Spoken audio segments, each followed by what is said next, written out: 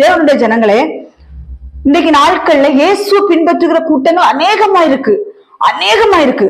ஆனால் சிலுவை எடுத்துக்கொண்டு பின்பற்றுகிற கூட்டங்கள் எத்தனை பேர் இருக்கிறாங்க? தன்னுடைய பொக்கிஷங்களை விட்டு தரித்திரத்துக்கு கொடுத்தவங்க எத்தனை பேர் இருக்கிறாங்க? சொல்லுங்க. ஆண்டவர் அழகா சொல்றாரு. அநேக வசனங்கள் புதிய ஏற்பாட்டுல சொல்லப்பட்டிருக்கு. உனக்கு உண்டானவர்களை விட்டு தரித்திரருக்கு கொடு, உன்னுடைய ஐஸ்வர்யத்தை விட்டு தரித்திரருக்கு கொடு, கொடுத்து விட்டு உன்னுடைய சிலுவை எடுத்துக்கொண்டு என்னை பின்பற்றி வா எல்லாம் சொல்றாரு. அப்பொழுது உனக்கு பரலோகத்தில் பொக்கிஷம் உண்டாயிருக்கும், நீ பரலோகத்தில் பொக்கிஷங்களை சேர்த்து வைத்துக் கொண்டிருக்கிறாய் என்று வேதவசனம் சொல்லுகிறது. இப்படிப்பட்டவர்கள் பரலோகத்தில் போய் அந்த பொக்கிஷத்தை சுதந்திரித்துக் கொள்வார்கள்.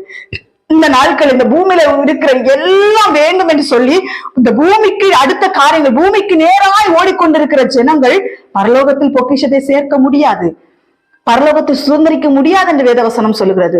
நீ இந்த உலகத்தின் மேல் ஆசை இச்சை வைத்துக் கொண்டு உலகம் வேண்டும் என்று சொல்லி உலகத்துக்கு பின்னாடி நீ போய் கொண்டிருப்பாயனால் பரலோகத்தில் உனக்கு